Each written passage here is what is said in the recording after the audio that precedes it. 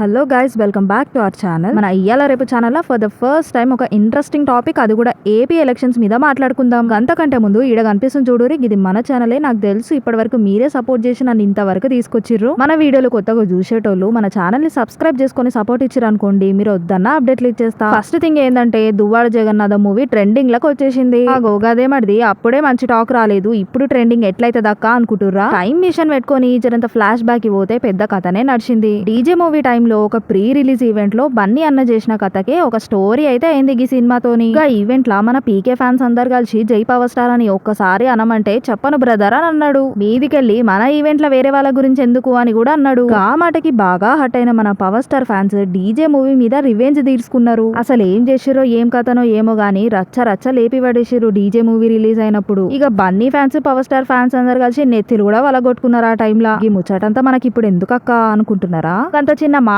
అందుకే మన power star fans ఇంత పెద్ద కథ చేసిర్రు. ఇప్పుడు డైరెక్ట్ పాలిటిక్స్ లోనే పెంట అయిపోయింది మెగా ఫ్యామిలీ మీద. పుష్ప 2 మూవీని ఏం చేస్తామో చూడురు అని డైరెక్ట్ సవాల్ ఇస్తున్నారు పవర్ స్టార్ ఫ్యాన్స్. అయితే ఆల్రెడీ డీజే మూవీతోని ఫేస్ చేసిండు కాబట్టి పుష్ప 2కి ఆ కథంత ఎందుకులే అని ఇండైరెక్ట్ గా సారీ చెప్తూ మా మామయ్యకే నా సపోర్ట్ అని మీడియా ముందు అన్నాడు అని కూడా అంటున్నారు. మరి ఈ లొల్లి గురించి మీకు ఏమనిపిస్తుంది? అట్లనే పుష్ప 2 గతి ఏమైతుంది అనుకుంటున్నారో నాకు కమెంట్ లో చెప్పేయండి. జర ఎలక్షన్ ముచ్చట్లకు పోతే మాత్రం ఎలక్షన్ ముందు వరకు ట్రోలింగ్ ఎట్లా చేపించుకుర్రో ఎలక్షన్ టైమ్ లో కూడా అట్లనే ట్రోలింగ్ చేపించుకున్నారు వైసీపీ. గిడే ట్విస్ట్ ఏందంటే వైసీపీ వల్లనే రోజా ఓడిపోబోతుందని ఆమెనే డైరెక్ట్ చెప్పేసింది. ఈ ముచ్చటాటు పక్కన పెడితే వైసీపీ నుంచి కూడా ట్రోలింగ్ చేసేటోళ్ళు ఉన్నారు. వాళ్ళెంత నిబ్బి ట్రోలింగ్స్ చేస్తున్నారంటే, నిన్న ఓటేనికి ఎన్టీఆర్ అన్న బ్లూ షర్ట్ వేసుకోపోతే వైసీపీకి ఓటేనికే పోతుండు అని అన్నారు. అయినా తలకలేనోళ్ళు కాకపోతే వాళ్ళకి ఆందన్ మొత్తం టీడీపీ అయితే గాయన వైసీపీకి ఎట్లా వేస్తాడు? గా ముచ్చటకే వస్తే మన జగన్మోహన్ రెడ్డి వాళ్ళ వైఫ్ కూడా రెడ్ అండ్ వైట్ వేసుకుంది. మరి ఆమె జనసేనకు ఓటేనికి పోయిందా ఏంది?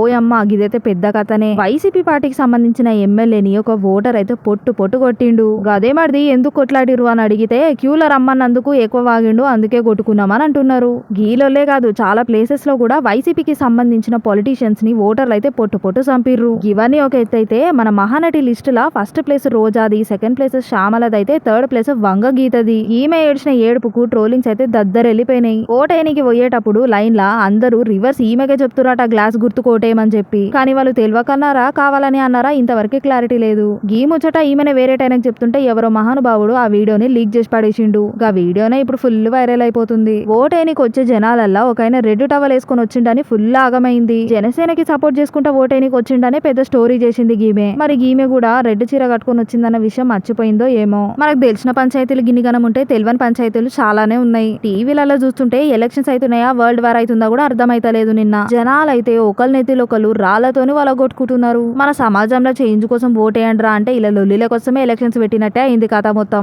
ఏది ఏమైనా ఓట్లు అయితే కథమైన, ఇక రిజల్ట్ అయితే వెయిట్ చేసి చూడాలి. మీ ఒపీనియన్ లా ఏపీ స్టేట్ కి ఎవరు సీఎం అయితే స్టేట్ అంతా బాగుపడుతుంది అని అనుకుంటున్నారో కమెంట్ లో చెప్పేయండి. అట్లనే వీడియో నచ్చినట్టయితే లైక్ చేసి సబ్స్క్రైబ్ చేసుకుని జర సపోర్ట్ ఇచ్చేసేయ్యూరి. పక్కనున్న గంటను కూడా కొట్టిరనుకుని గుడిలో కొట్టినంత పుణ్యము మీరు వద్దన్న అప్డేట్లు ఇచ్చేస్తా.